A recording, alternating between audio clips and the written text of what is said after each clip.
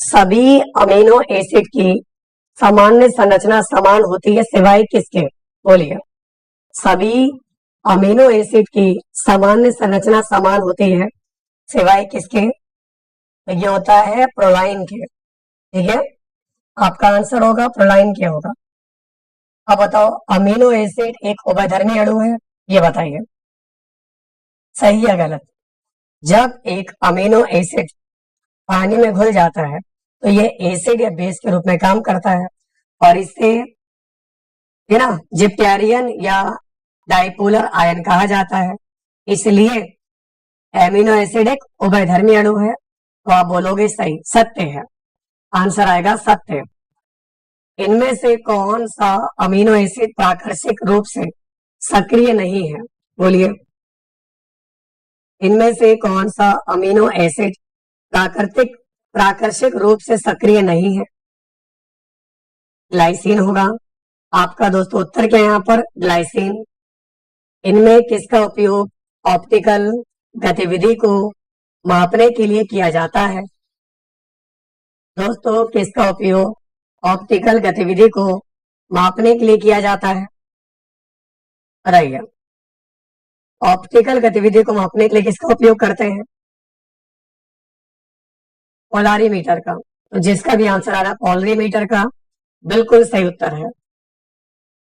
फिर है L alanine 6N HCl का 4.0 ग्राम 50 मिलीलीटर का घोल 2 DM पॉलीमीटर ट्यूब में प्लस 1.61 डिग्री का घूर्णन करता है। तो 6NHCl में आपका एल एलिनिन के विशिष्ट घूर्णन की गणना कीजिए। अब आप दोस्तों बताओ यहाँ पर आपका आंसर क्या होगा? देखते हैं दोस्तों आप में से कौन बताएगा। बोलिए। ये कॉन्सेप्ट आपको अप्लाई करना है तो आपको डिग्री दे रखा है, कितना दे रखा है? इसका मान है 1.61 प्लस का। ठीक है, और इसके बाद इसकी वैल्यू दे रखी 2 और इसका मान दे रखा आपको 0.08। सॉल्व करोगे आपका आंसर आएगा 10.1 डिग्री। तो इसका घूर्णन का मान कितना होगा? प्लस 10.1। बिल्कुल सही जवाब है। फिर देखिए, उस अमीनो एसिड का नाम बताएं जो एक दूसरे के दो गैर अध्यारोपणीय दर्पण छवियों में मौजूद है। तो आपका आंसर आएगा आपका, वेरी गुड, एनेंटियोमर। जिसका भी आंसर आ रहा है एनेंटियोमर, बिल्कुल सही उत्तर है। फिर देखिए, इनमें से कौन सा प्रोटीन में दुर्लभ अमीनो एसिड है? आप बताओ, प्रोटीन में दुर्लभ अमीनो एसिड कौन सा है? तो प्रोटीन में दुर्लभ अमीनो एसिड है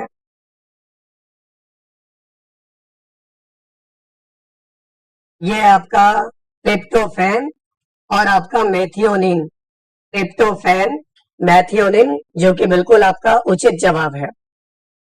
इस अमीनो एसिड एमिडाजोल समूह में सुगंधित वलय पाया जाता है। देखते हैं आप में से कौन बताएगा। इस अमीनो एसिड एमिडाजोल समूह में सुगंधित वलय पाया जाता है। आपका उत्तर होगा हिस्टिडीन होगा। राइट आंसर होगा हिस्टिडीन है। सभी लोग अपनी क्लास को लाइक करते रहिए, शेयर करिए। कम से कम 500 लोग लेकर रहिए, अपनी क्लास को शेयर करिए। ठीक है, चलिए आगे बढ़ते हैं। ट्रिप्टोफैन और आपका टायरोसिन के द्वारा अवशोषित अधिकतम तरंगदैर्घ्य क्या है? तो आपका ट्रिप्टोफैन, टायरोसिन, फेनिलएलनिन सुगंधित एमिनो एसिड है और ये अल्ट्रावायलेट प्रकाश को एब्जॉर्ब करते हैं और ये करीब 280 नैनोमीटर पर एब्जॉर्प्शन का उपयोग शुद्ध प्रोटीन की मात्रा निर्धारित करने और उसका पता लगाने के लिए करते हैं। तो जिनका भी आंसर आ रहा है ऑप्शन नंबर ए होगा। नेक्स्ट क्वेश्चन देखिए क्या है। प्रोटीन की द्वितीयक संरचना को कैसे स्थिर किया जाएगा? है जीके है। आपको मैंने बताया आपके सिलेबस में देखो 20 क्वेश्चन जो है साइंस के हैं, मैं बता रहा हूँ। 10 क्वेश्चन जीके के हैं, 25 क्वेश्चन रीजनिंग के हैं और 20 क्वेश्चन मैथ के हैं। 20, 20, 10, 50, 25, 75, 75 क्वेश्चन आपके हैं इसमें। और जीके में करंट होगा आज। मैं बता दूं, साइंस में तो ये चल ही रहा है अभी आपका। साइंस के बाद जीके में मैं पढ़ाऊंगा करंट, और करंट के बाद फिर आपका ऑफिशियल पेपर आएगा, उसमें जो भी चलेगा सब कुछ चलता रहेगा। चलिए, प्रोटीन की द्वितीयक संरचना को कैसे स्थिर किया जाता है, ये लाइफ साइंस है। आप लोग तो बायो के होंगे, है ना, तो आपको तो पता होगा लाइफ साइंस का क्वेश्चन है ये। बताओ, आपने सब पढ़ रखा है, बायोलॉजी के हो आप लोग तो प्रोटीन की द्वितीयक संरचना को कैसे स्थिर किया जाता है? हाइड्रोजन बॉन्डिंग से। आंसर आपका होगा हाइड्रोजन बॉन्डिंग होगा। अब अल्फा हेलिक्स के प्रत्येक टर्न में कितने एमिनो एसिड अवशेष होते हैं? बताइए, अल्फा हेलिक्स के प्रत्येक टर्न में कितने एमिनो एसिड अवशेष होते हैं? आज लेवल देख के नहीं बोलोगे आप लोग कि आंसर लेवल मजा नहीं आ रहा है। आपका उत्तर नहीं आएगा लेकिन मजा जरूर आएगा। Good job. आपका आंसर है 3.6। फिर देखिए, कोलेजन की मूल इकाई क्या है? अब आप बताइए, कोलेजन की मूल इकाई बताइए। अगला है जो टॉपिक है लाइफ साइंस का, ठीक है ना। कोलेजन की मूल इकाई ये है ट्रोपोकोलेजन। आंसर क्या आपका? ट्रोपोकोलेजन है। उन विटामिन के नाम बताइए जो स्कर्वी रोग उत्पन्न करते हैं। आपको पता होगा स्कर्वी रोग उत्पन्न करते हैं। स्कर्वी एक बीमारी है, बहुत सारे बच्चे स्कर्वी के बारे में पूछते रहते हैं।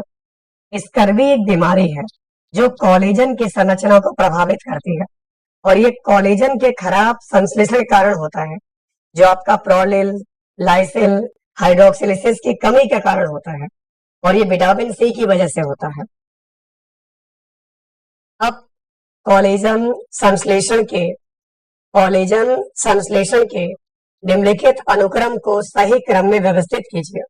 अभी मैं 6 पॉइंट लिए हैं, इन 6 पॉइंट को बताओ क्रम वाइज कैसे लगाओगे। मैं भी तो देखो तुमने कितना पढ़े हो तुम लोग। सब लोग कोर्स खरीद के बैठे हो, रेलवे वाले सबसे बेहतरीन आप लोग पढ़ रहे हो, टीचर से, फेमस टीचर से, बड़े बड़े उद्योग टीचर से पढ़ रहे होगे आप लोग, बहुत ही बड़े बड़े से। तो मैं भी देखता हूँ कि आप लोग जो ओरिजिनल पेपर अगर आपके सामने आएगा कर पाओगे कुछ? बताइए। तो इसमें आपका राइट आंसर क्या है? सबसे पहले खुरदरी एंडोप्लाज्मिक रेटिकुलम में पॉलीपेप्टाइड का प्रवेश होता है। इसके बाद आपका लाइसिल और प्रोलिल अवशेषों का हाइड्रोक्सिलेशन होता है। इसके बाद आपका ट्रोपोकोलेजन का निर्माण होता है। ट्रोपोकोलेजन के बाद फिर परिवहन पुटिका में पैक किया जाता है इसको, और उसके बाद ट्रोपोकोलेजन का सह संयोजक क्रॉस लिंकिंग होता है, और सबसे अंत में होता है जाकर आपका तंतुओं का संग्रह। तो आंसर आएगा ऑप्शन नंबर डी है। ठीक है, चलिए उस प्रोटीन का नाम बताइए।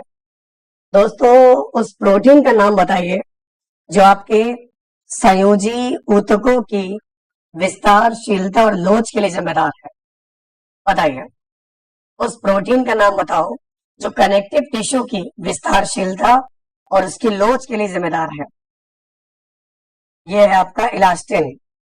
इलास्टिन बहुकोशिकीय मैट्रिक्स में मौजूद दूसरा प्रमुख प्रोटीन है।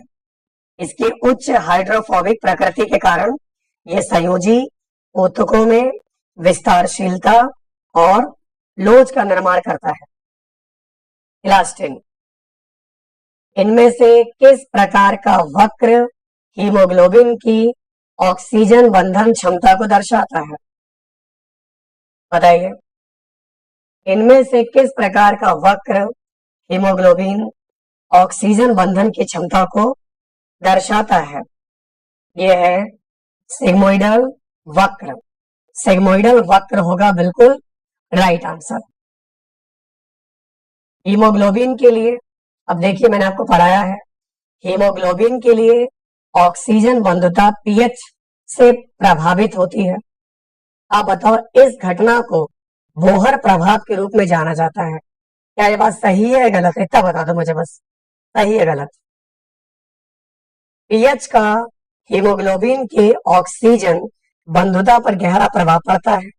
अगर पीएच लेवल कम होने से हीमोग्लोबिन की ऑक्सीजन बंधुता कम होती है, जो सिग्मोइडल वक्र को दाईं ओर ट्रांसफर करती है, जो दर्शाता है कि हीमोग्लोबिन को दी गई मात्रा में ऑक्सीजन को बांधने के लिए ऑक्सीजन के अधिक आंशिक दबाव की आवश्यकता होती है।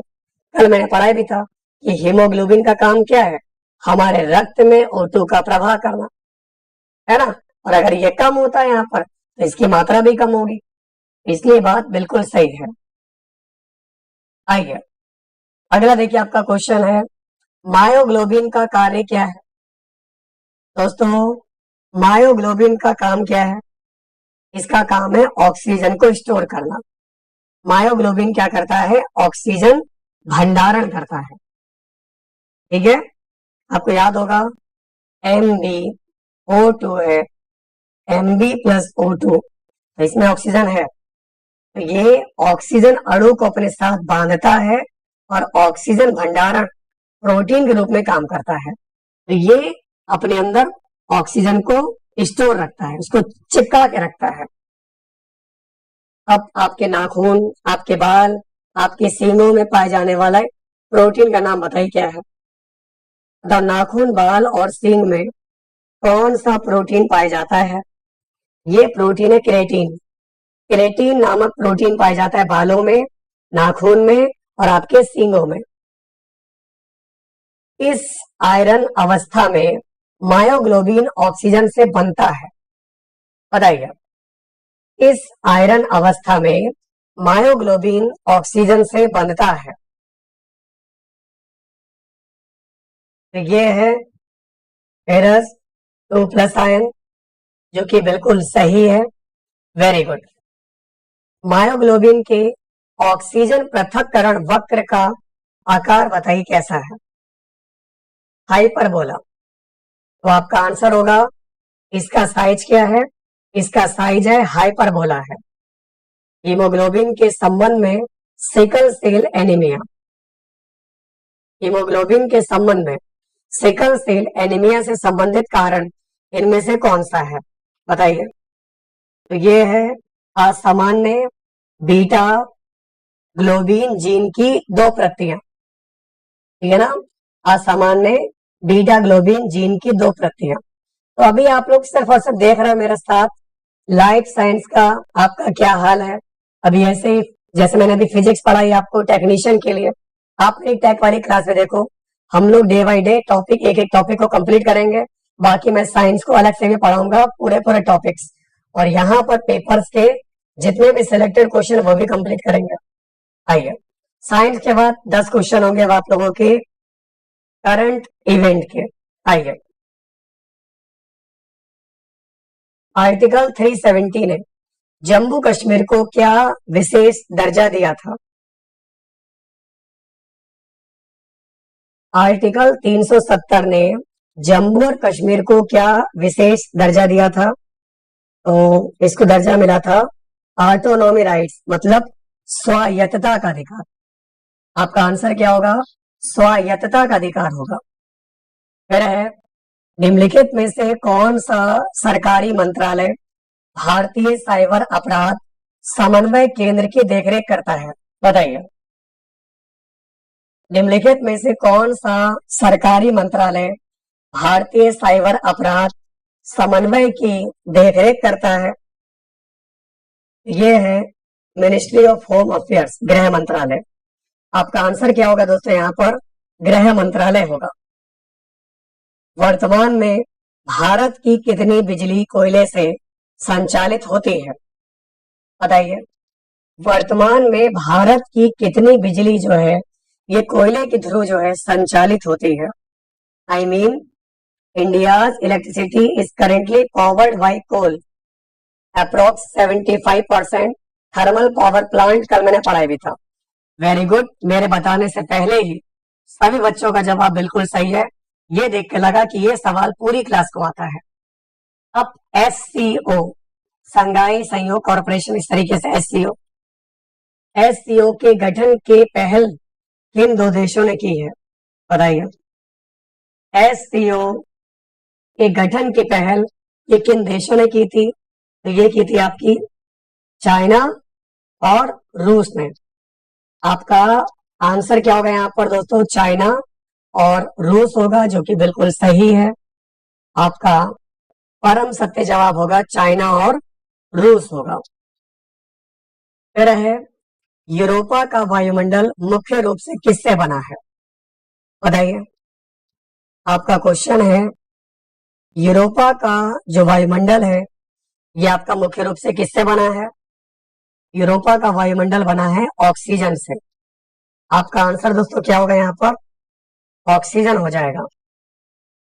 फिर देखिए, global hunger index, global hunger index में कौन सा संकेतक क्रॉनिक कुपोषण को दर्शाता है?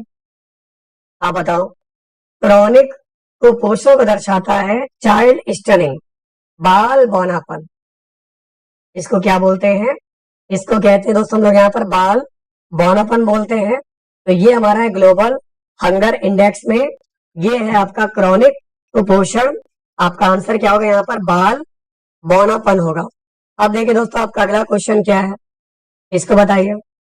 अगला क्वेश्चन है, हेवन 1 अंतरिक्ष स्टेशन का प्राथमिक उद्देश्य क्या है? बताइए।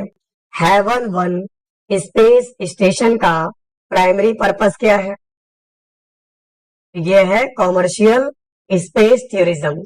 मतलब अगर आपको अंतरिक्ष वगैरह में घूमने का मन हो तो आप यहाँ संपर्क कर सकते हो। ये आपको अंतरिक्ष में घुमाएंगे, क्योंकि इन्होंने इसीलिए शुरू किया है। ये है वाणिज्यिक अंतरिक्ष पर्यटन। ठीक है, जैसे मेला घूमने जाते हो वैसे अंतरिक्ष में घूमने जा सकते हो। अगला सवाल है, शक्ति सैट मिशन प्रशिक्षण के लिए, दोस्तों शक्ति सैट मिशन प्रशिक्षण के लिए किस आयु वर्ग को लक्षित करता है? ये बताइए। तो यहां पर आपका आंसर क्या होगा? 14 साल से लेकर 18 साल तक। आपका आंसर तो क्या होगा? 14 साल से लेकर 18 साल तक, जो कि बिल्कुल सही उत्तर है। अब देखो, WHO, ये देखिए WHO एलिवेशन। WHO मूल्यांकन के बाद भारत ने कौन सा परिपक्वता स्तर बरकरार रखा? WHO इवेल्युएशन, इनके मुताबिक maturity level did India retain? तो ये है लेवल 3 में, हम लोग लेवल 3 में आते हैं। तो WHO मूल्यांकन के बाद भारत ने लेवल 3 स्तर को अभी तक बरकरार रखा हुआ है। और ये देखिए आपका करंट का फाइनल क्वेश्चन आपके सामने, मतलब 20 क्वेश्चन आपने देखे आपने साइंस के, 10 GS के, मैथ, रीजनिंग, बाकी जो भी पेपर में आएंगे वो डिस्कस करेंगे। अब आप बताओ, नोबेल शांति पुरस्कार प्राप्तकर्ता का चयन करने के लिए कौन सी समिति जिम्मेदार है? बोलिए। दोस्तों, नोबेल शांति पुरस्कार, इसके लिए कौन सी समिति है? तो ये है नॉर्वेजियन नोबेल समिति। हमने आपसे पहले ही कहा था, टोटल हमारे पास 6 सेक्टर हैं, जिनमें से शांति वाला जो सेक्टर है, अगर आप लोग कुछ अच्छा काम करते हो शांति के क्षेत्र में, तो आपको नॉर्वे की कैपिटल ओस्लो में आपको ये पुरस्कार दिया जाएगा। बाकी के 5 सेक्टर आपके हैं, मेडिकल, फिजिक्स, आपका जो केमिस्ट्री का क्षेत्र हो गया, साहित्य हो गया, लिटरेचर हो गया। यहाँ पर अगर आपको नोबेल चाहिए तो आपको स्वीडिश नोबेल समिति जो है ये प्रदान कराएगी। समझ में आई आपको?